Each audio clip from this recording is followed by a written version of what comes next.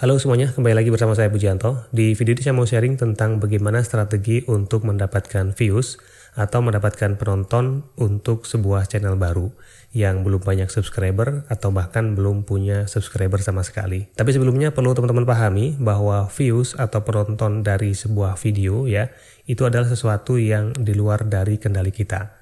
Artinya sebagus apapun strategi yang dilakukan, itu nggak bisa menjamin atau menjanjikan akan mendapatkan sekian views ya. Tapi strategi ini adalah salah satu upaya yang bisa kita lakukan, yang bagian kita dan bisa kita maksimalkan untuk segera mendapatkan views atau penonton di channel baru kita. Ada beberapa tempat di YouTube ya yang bisa menampilkan video kita, yang itu bisa meningkatkan view atau penonton video kita. Tapi setidaknya ada 3 tempat penting yang ini signifikan banget ya kalau video kita bisa masuk di dalam 3 tempat ini. Yang pertama, teman-teman bisa mengecek apakah video teman-teman itu sudah bisa muncul di fitur jelajah, kemudian di penelusuran YouTube, atau di rekomendasi video. Nah, kalau teman-teman masuk ke YouTube Studio, kemudian masuk ke analitik ya, dan di tab konten, kalau sudah lama atau sudah punya beberapa penonton di video kita, nanti ada datanya muncul seperti ini. Nah, ini data yang ada di channel ini ya, bahwa sumber traffic atau sumber penonton terbesarnya itu dari fitur jelajah, kemudian dari penelusuran, dan yang ketiga dari rekomendasi video. Tapi yang paling mungkin untuk kita kejar sebagai channel baru ya, adalah di bagian penelusuran YouTube. Karena itu yang bisa kita lakukan beberapa optimasi ya di video kita, agar kita bisa muncul di hasil penelusuran YouTube. Jadi di video ini akan kita bahas lebih dalam tentang penelusuran YouTube ya. Bagaimana agar video kita itu bisa mendapatkan ranking, bisa masuk dalam penelusuran YouTube. Nah, seperti kita ketahui ya bahwa sistem rekomendasi YouTube itu adalah mencarikan video untuk penonton ya.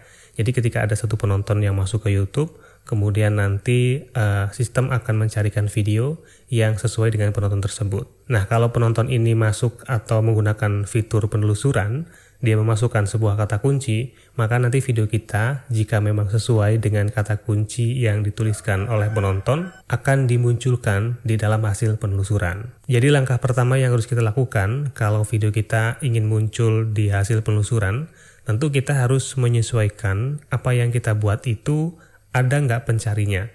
Jadi bukan kita membuat video dulu, baru nanti mencari penontonnya. Itu terbalik ya. Kita cari dulu ada nggak penontonnya, baru kita buatkan videonya. Dengan begitu, saat kita membuat video ya, dengan melalui riset kata kunci, maka video yang kita buat itu punya kemungkinan besar untuk dicari dan dimunculkan di hasil penelusuran. Nah, tentang riset kata kunci, tentang mencari ide video yang ada pencarinya, saya pernah bahas ya di video yang ini ya. Linknya akan saya sertakan di deskripsi. Jadi teman-teman nanti bisa pelajari bagaimana cara mendapatkan ide kata kunci atau ide untuk judul video yang memang sudah ada pencarinya. Kemudian setelah kita menemukan sebuah ide yang berdasarkan riset ya yang sudah kita cek, ternyata ada banyak penontonnya, maka selanjutnya yang perlu kita lakukan adalah menerapkan kata kunci tersebut di dalam sebuah video yang kita buat. Nah, untuk contohnya saya akan gunakan video ini ya, cara pasang iklan di Facebook ya. Jadi dulu saya melakukan riset kata kunci pada saat akan membuat video ini. Nah, pada saat itu kata kunci ini cukup bagus ya, pencarinya cukup tinggi dan juga persaingannya sedikit. Nah, kemudian saya buatlah videonya dan saya lakukan optimasi seperti ini. Yang pertama saya letakkan atau saya pasang kata kunci di judul. Ya, ini judulnya cara pasang iklan di Facebook. Kemudian berikutnya saya pasang juga atau saya tulis juga kata kuncian di dalam deskripsi. Lalu selain di judul dan deskripsi, saya juga membuat hashtag ya. Cara pasang iklan di Facebook seperti ini satu saja. Nah, kebanyakan teman-teman ada yang menuliskan banyak kata kunci atau tag di dalam deskripsi. Nah, itu tidak tepat ya teman-teman, karena untuk teks atau kata kunci yang lainnya yang berkaitan, itu bisa kita masukkan di sini, ada di kolom tag ya. Di tag inilah kita bisa menuliskan banyak kata kunci yang berkaitan dengan kata kunci utama kita. Nah, misalnya di sini saya tuliskan ya untuk cara pasang iklan di Facebook sebagai kata kunci pertama, lalu cara membuat iklan di Facebook dan seterusnya, beberapa kata kunci yang masih berkaitan. Nah, walaupun tag ini sebenarnya nggak terlalu berpengaruh dengan hasil pencarian video kita ya, tapi ini akan membantu kalau ada seseorang yang menuliskan kata kunci yang beda dengan video kita. Misalnya menuliskan cara pasang iklan di Facebook ya, ada yang dispasi, ada yang enggak gitu ya. Ada yang pasang iklan, ada yang membuat gitu. Jadi yang masih berkaitan. Selain itu sebenarnya tag ini nggak terlalu berpengaruh di dalam video kita ya. Seperti keterangannya di sini bisa kita baca ya. Tag dapat berguna jika penonton sering salah mengeja konten di video kita. Jika tidak, tag berperan sangat kecil dalam membantu penonton menemukan video Anda. Jadi yang paling utama perlu kita lakukan optimasi adalah di judul dan juga di deskripsi. Selain itu, di dalam video kita juga perlu menyebutkan kata kunci yang sudah kita target. Karena algoritma YouTube juga tahu apa isi video kita. Kita juga bisa melihat ya apa yang kita sampaikan, apa yang kita ucapkan di dalam video ini.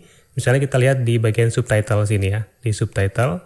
Nah, nanti di sini akan muncul otomatis ya, dibaca oleh sistem YouTube, kata-kata apa saja yang kita ucapkan di dalam video kita.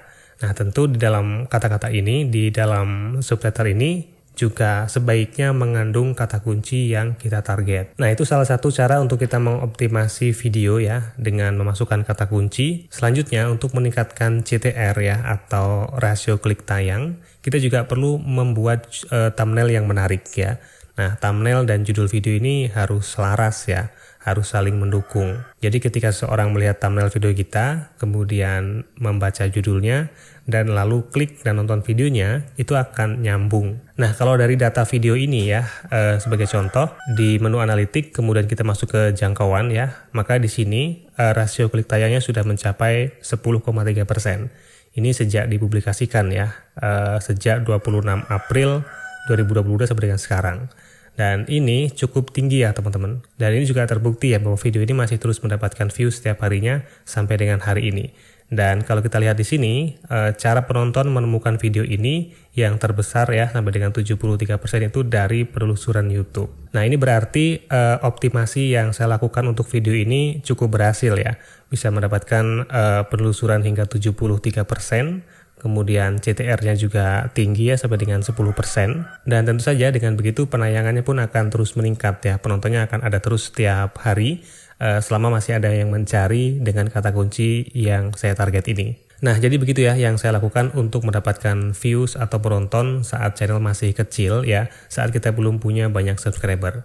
Nah, kemudian setelah mendapatkan banyak subscriber, sudah mencapai lebih dari 10.000 subscriber, maka saya sekarang fokusnya bukan melakukan riset kata kunci secara umum ya, tapi saya lebih mencari apa sih yang diinginkan penonton saat ini. Jadi sekarang kalau saya membuat konten biasanya idenya dari pertanyaan penonton ya, pertanyaan subscriber, atau dari data analitik ya, baru-baru ini yang dicari oleh penonton subscriber saya khususnya di channel ini apa saja. Jadi strategi dengan riset kata kunci kemudian melakukan optimasi di video kita sebenarnya bisa saja dilakukan sampai dengan sekarang.